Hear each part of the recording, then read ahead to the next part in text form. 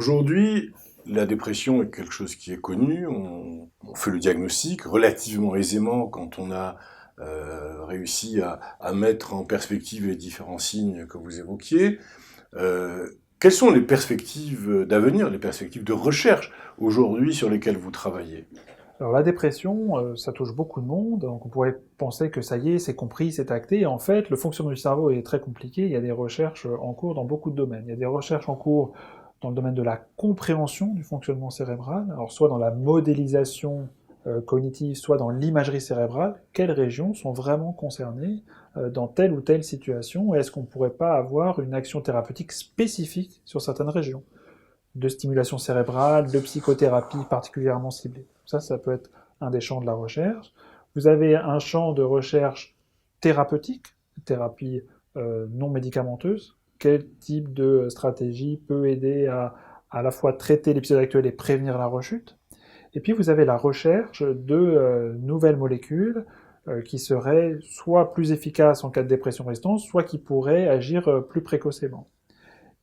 Ça, c'est pour certains aspects. On est aussi très attentif à essayer d'avoir des marqueurs précoces de réponse clinique au traitement. C'est-à-dire qu'on a dit tout à l'heure, on met un traitement antidépresseur, on attend tous 15 jours voir si ça marche, et du coup, si ça ne marche pas, on a un petit peu perdu 15 jours, pas parce qu'on a fait une erreur médicale ou que la personne a été mal prise en charge, mais parce que c'est l'incertitude du traitement.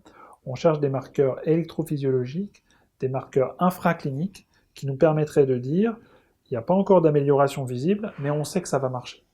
Parce que le capital génétique, parce que le cerveau réagit d'une certaine façon, et on est quasiment sûr que ça va marcher. Ça, on attend beaucoup de ces stratégies-là. Et enfin, on cherche des traitements toujours une stratégie d'être efficace d'emblée ou de prévoir l'efficacité.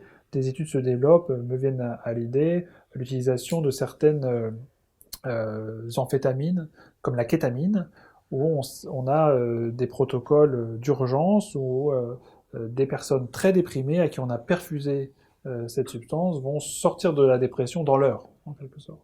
Reste à savoir si cet effet est durable dans le temps, est-ce que ça va prévenir la rechute. Donc on est sur la recherche de thérapeutiques plus efficaces si c'est possible, efficaces plus rapidement, et dont on pourrait savoir si la personne est répondeuse d'emblée.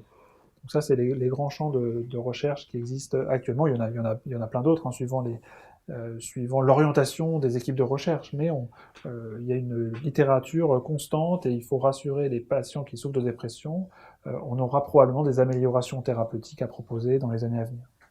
Donc de réels espoirs, en fait. De réels espoirs, même si le cerveau, c'est bien complexe et que l'origine de la dépression est très multifactorielle.